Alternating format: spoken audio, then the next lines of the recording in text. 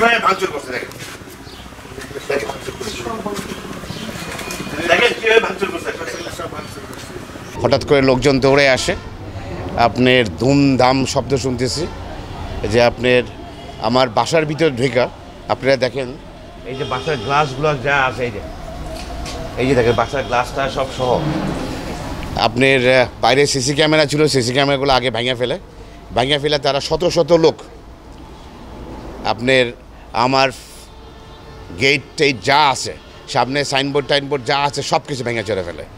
এমনকি আপনি তারা আমার বাজারের ভিতরে ঢুকে আমার লোকজনকে মারে। আপনি দেখেন এই যে আমার আনসারের লোকজন তারা বলার পরে এই যে দেখেন, এই যে তার গায়ে দিয়ে তাকায় দেখেন, এখনও শপথ নেওয়া হয় নাই।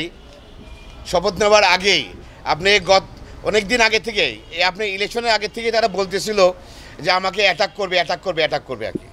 এই আপনি মোটরসাইকেল নিয়ে আসবে, 10,000 5,000 মোটরসাইকেল নিয়ে আসবে, এটা করবে ওটা করবে। ফাইনালি তারা যেটা করেছে আর কি, গতকাল আপনার আমাদের এমপি মহোদয়ের বাড়িতে পাপ্পা সাহেব সহ তারা মিটিং করেছে। হাবিব সাহেব আর মুজিবুর সাহেবকে বলে দিয়েছে যে আমাদের থানা ম্যানেজ করা আছে, তোমরা যাও। আপনি রূপগঞ্জে আমি আপনাকে গ্যারান্টি দিয়ে বলতে পারবো, রূপগঞ্জে কোনো ব্যক্তি হবে না যদি আপনার থানা ঠিকমতো থাকে আর কি। কারো সাহস নয় এই ধরনের করার। তারা কি শত শত লোক আইসা আপনার লোকজনকে মারধর, তারা অস্ত্র নিয়ে আসছে, বড় বড় রামদাও নিয়ে আসছে, অনেকে মুখের ভিতরে মুখ বাইন্ধে আসছে, আপনারে গুলিও করেছে তারা। এমনকি আপনারা বিশ্বাস করবেন না, আমি বারবার করে আমি এই অভিযোগগুলো আমি থানায় দিয়েছি, আমি ইউনো অফিসে দিয়েছি, ডিসি অফিসে দিয়েছি, এসপি সাহেবের অফিসে দিয়েছি। আমি তাদের বারবার বলেছি এটা আমার জায়গা, আসেন আপনারা বসেন। নগদে 500 টাকা বা তার বেশি পেমেন্টে পেতে পারেন ঢাকায় জমিসহ 20 কোটি টাকার পুরস্কার। আপনার ভূমিদস্যু, মাদক আর চাঁদাবাজ সব একসাথে হয়েছে। এখন একসাথে হয়ে তারা আবার বাজারে ঢুকছে, তারা বাজারের লোকজনদের মারধর করতেছে, মারধর করে ভেঙে চলে ফেলতেছে। আমি প্রশাসনকে অনুরোধ করব, আপনারা এটা সুষ্ঠু বিচার করুন, তদন্ত করুন, বিচার করুন। আমি বারবার করে বলেছি আসেন আমরা বসি। আপনি আইন হাতে নেবেন কেন? আইন তো সবার জন্য সমান, আপনি আইন হাতে নেবেন কেন বলেন?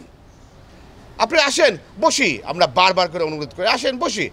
আপনি বসেন, দরকার লাগলে আরও যারা যারা যারা প্রশাসন সহ লোকজন সহ আমরা একসাথে বসি, যেটা ফেয়ার সেটাই হবে। ফেয়ার যেটা হবে সেটা আমি 100% মেনে নেব।